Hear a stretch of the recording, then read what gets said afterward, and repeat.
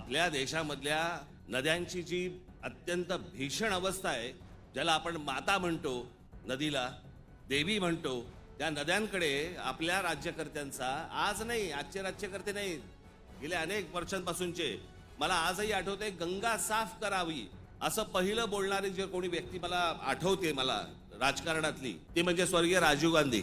राजीव गांधी ज्यावेळेला पंतप्रधान झाले त्यावेळेला त्यांनी गंगा साफ करण्याचं काम सुरू केलं. तेव्हापासून अजून गंगा साफ करतायत. त्याच्यानंतर आता 2014ला नरेंद्र मोदीजी पंतप्रधान झाले, त्यांनी तेच सांगितलं गंगा साफ करणार. महाराष्ट्रातल्या नद्या या निर्मळ झाल्या पाहिजे, त्या अविरल झाल्या पाहिजे असा आमचाही प्रयत्न आहे. याकरता आपण काही मिशन हातामध्ये घेतलेले आहेत. हे काही फार लगेच करण्यासारखे कामं किंवा होणारी कामं नाही आहेत. कारण प्रत्येक महानगरपालिका, प्रत्येक नगरपालिका, प्रत्येक ग्रामपंचायत याचं एफ्लुएंट ट्रीट करावं लागतं. त्यासोबत उद्योगाचं एफ्लुएंट ट्रीट करावं लागतं. वेगवेगळ्या नाल्यांचं पाणी ट्रॅप करून ते ट्रीट करावं लागतं. एक खूप मोठा हा कार्यक्रम आहे.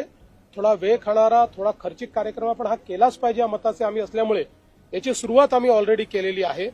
आणि मला विश्वास आहे की यावेळी ज्यावेळेस आपला कुंभमेळा होईल त्यावेळी त्यांना स्वच्छ पाण्याचा अनुभव कसा देता येईल हाच आमचा प्रयत्न. आम्हाला पाय जंगलांची पडली नाही, पाण्याची पडली नाही, कशाची पडली नाही, आम्हाला पडली औरंगजेबाची.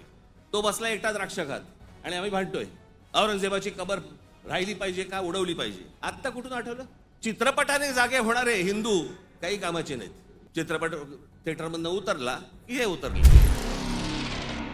बघा, आमची भूमिका अतिशय स्पष्ट आहे की ही जी काही कबर त्या ठिकाणी आहे ही ASIची प्रोटेक्टेड कबर आहे.